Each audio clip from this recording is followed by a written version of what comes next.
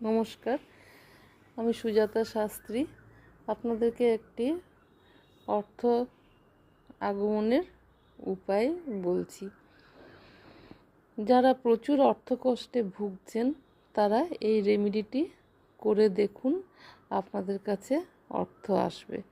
আমি এটা বলবো না যে এটা করলে পরেই আপনি হয়তো কোটি টাকার একটা লটারি পেয়ে গেলেন বা মালিক হয়ে গেলেন অনেক অনেক টাকার, কিন্তু এটা নিশ্চয়ই হবে যে কষ্ট পাচ্ছেন সেটার থেকে মুক্তি অবশ্যই পাবেন।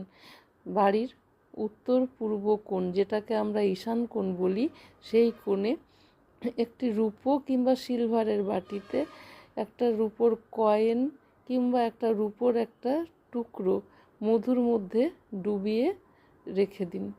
ঈশান কোণে উত্তর পূর্ব দিকের যে কোণটা হয় সেখানে রেখে দিন।